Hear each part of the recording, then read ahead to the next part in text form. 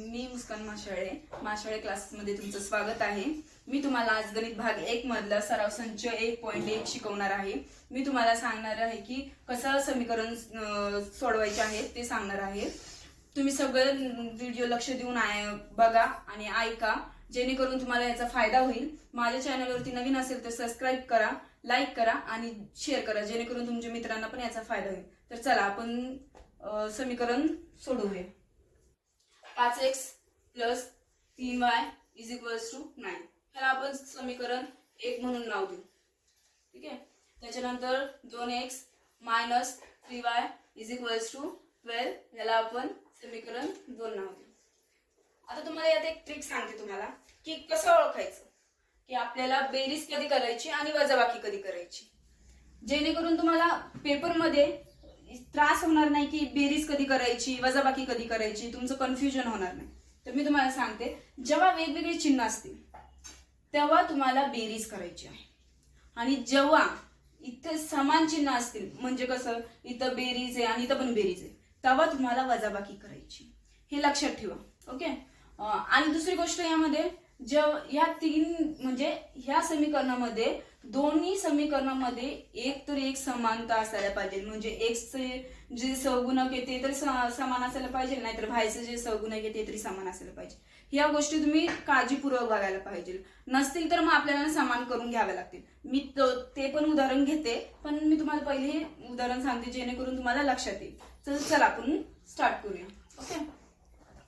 काय करायचंय, यामध्ये तर हे समान आहे, मग आपल्याला काय करायची, आणि हे दोन्ही चिन्ह भिन्न आहे तर काय करायचं आपल्याला बेरीज। ओके। त्यानंतर मग हे प्लस मायनस कॅन्सल होणार। 5 आणि 2 किती झाले 7x आणि = 9 आणि 12 किती होतात 21। त्याच्यानंतर आपल्याला x काढायचा आहे, तर हा जर त्याचा सहगुणक 7 आहे तो इकडं गुणाकाराला आहे, तर तो भागायला जाणार आहे। ओके। तर 7 ने याला भागायचं, 7 × 7 = 7 × 14 = 7 × 21 7 × 21। x ची किंमत किती आली आता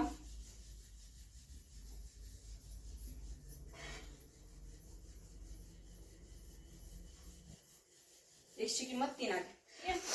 मग आता आपण y शोधायचा आहे, तर काय करायचं, असं लिहायचं इथं आणि लिहायचं कंपल्सरी, नाहीतर मग आपले मार्क जास्त करून टॉप केसला कापले जातात, त्यामुळे लिहायचं x = 3 कशात पुट करणार, इक्वेशन 1 किंवा इक्वेशन 2 म्हणजे समीकरण 1 किंवा समीकरण 2 मध्ये दोन्ही मग पैकी कशात पण आपण ठेवू शकतो। तर आपण 1 मध्ये ठेवू।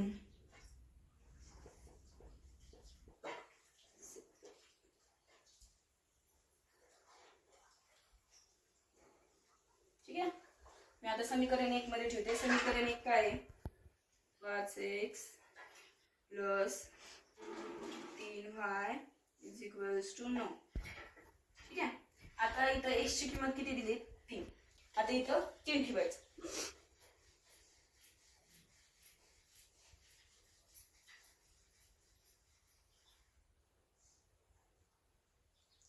पाच 3 15।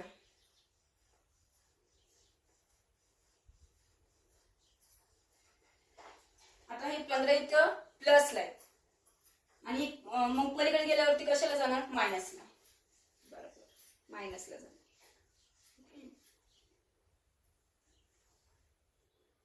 मग किती आले उत्तर, किती येणार -6। मायनस कसं आलं, जे मोठे संख्येला चिन्ह आहे तेच आपण चिन्ह देतो, बरोबर। ठीक आहे। आता मग राहिलं काय इकडं, आता आपल्याला y शोधायचा आहे ना, मग इकडे फक्त y राहायला पाहिजे। मग हा 3 आहे, इथं तो गुणायला, तिकडे कशाला जाणार भागायला।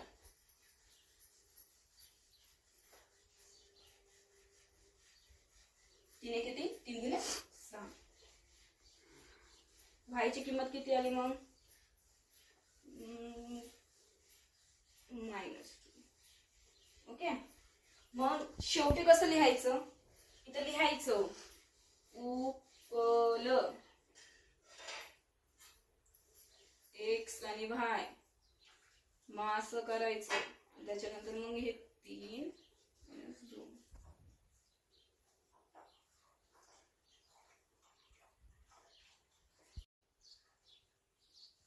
मी तुम्हाला आता सांगितलं की समीकरण 1 मध्ये ठेवून कसं उत्तर आलं, बरोबर. पण काही जणांना कन्फ्युजन असतं की समीकरण 1 मध्येच ठेवलं तर येतं का, असं काही नाहीये. मी तुम्हाला आधी पण सांगितलं की समीकरण तुम्ही कोणत्या पण ठेवू शकतो. मी तुम्हाला समीकरण 2 मध्ये ठेवून दाखवते वाटलेस तर एकदा.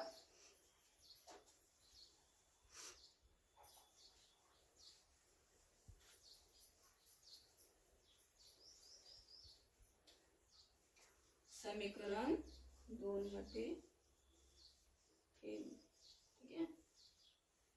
आता समीकरण 2 काय आहे ते आधी लिहून घ्यायचं.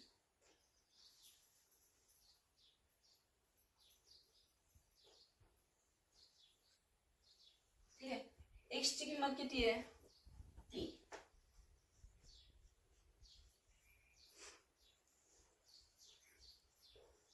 ठीक आहे. 3 दुने 6.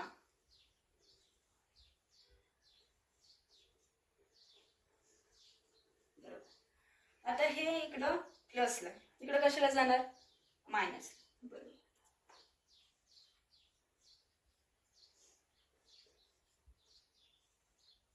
किती राहिले,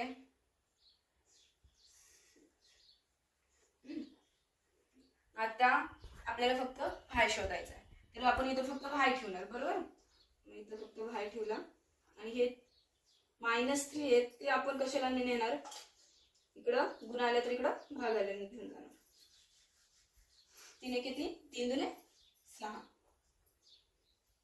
आणि मायनसचं साइन त्याला येणार, बरोबर. तर तुम्ही बघितलं असेल की दोन्हींचा आन्सर एकच येतं, म्हणजे तुम्ही समीकरण 1 मध्ये ठेवा किंवा समीकरण 2 मध्ये ठेवा. आणि शेवटला काय लिहायचं मग, उकल. हे विसरायचं नाही अजिबात.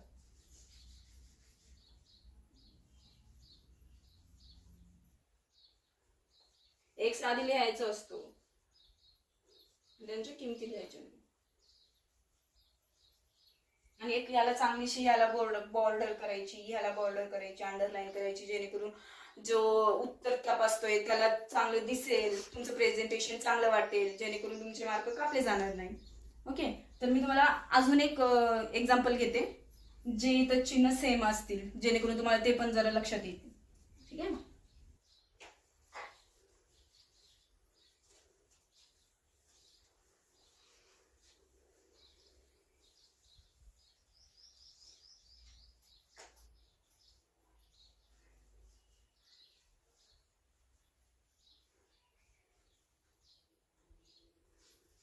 पुढचं समीकरण काय, आता तुमच्या पुस्तकात आहे तेच लिहिते मी.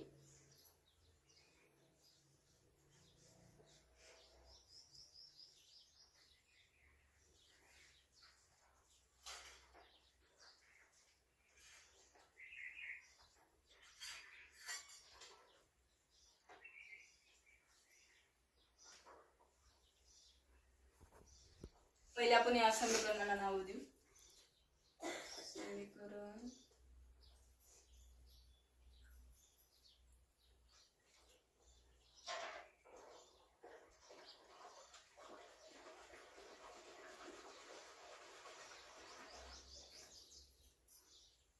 ठीक आहे. मी लिहिलं तरी चालतं, नाही लिहिलं तरी चालतं, 1 2 दिले तरी पण चालतं. ठीक आहे.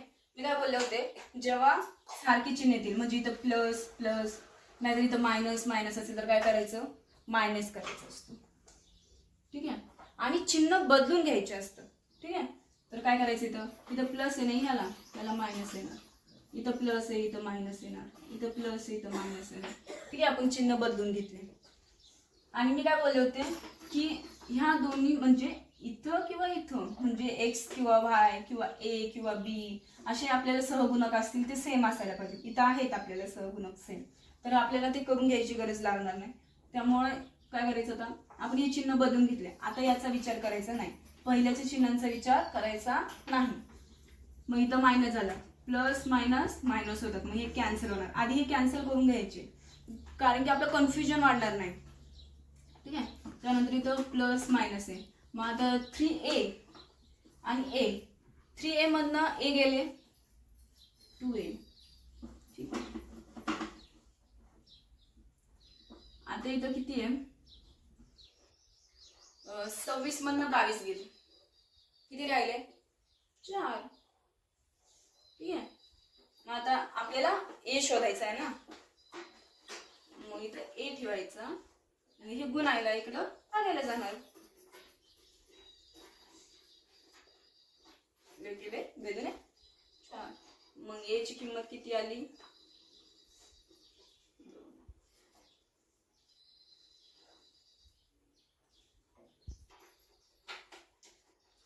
तुम्हाला हे कळलं ना की इथं 3 आहेत आणि इथं काहीच नाहीये. तुम्हाला असं वाटलं तरी 0 आहे, असं काही नसतं. ज्याला सहगुणकासोबत काहीच नसतं त्याला 1 असतो, म्हणजे ज्याच्या पाठीशी कोण नाही त्याच्या पाठीशी 1 असं समजून घ्यायचं. ठीक आहे. आता ए आपण शोधलाय बरोबर. आता पुढे काय करायचं आपल्याला बी शोधायचं आहे. आपण समीकरण 1 किंवा 2 मध्ये ठेवू शकतो. मी तुम्हाला सांगितलं कसं ठेवायचं ते. मग आपण ठेवू. चला ए वस्तू समीकरण कसे ठेवायचं, यात ठेवू. समीकरण 2 मध्ये ठेवू.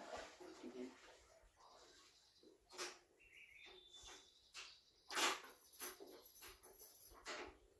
आता समीकरण 2 काय ते लिहून घ्यायचं.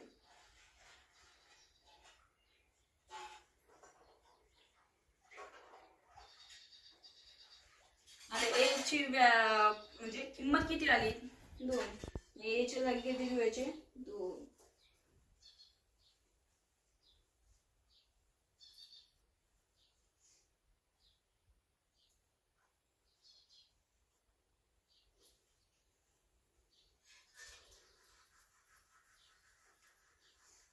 आता आपल्याला काय शोधायचंय, बी शोधायचंय. हा प्लसला इकडे जाऊन काय होणार मायनस. ठीक आहे.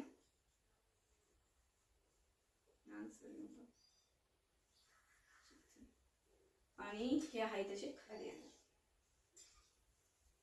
किती राहिले मग 22 मधनं 2 गेले 20. ठीक आहे. आणि आता आपल्याला फक्त बी शोधायचं आहे. मग बी शोधायचं ना आपल्याला. मग फक्त इकडच्या बाजूला बी असायला पाहिजे. हे 5 गुणायला इकडे जाऊन भागायला जाणार. ठीक आहे.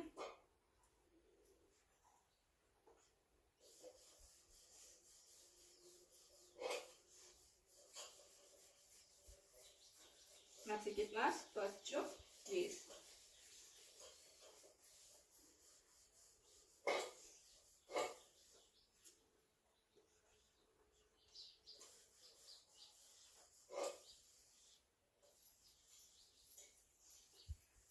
आणि शेवटी काय लिहायचं मी काय सांगितलंय तुम्हाला, उकल. हे विसरायचं नाही हा. आपला हा शेवट असतो, शेवट चांगला असायला पाहिजे.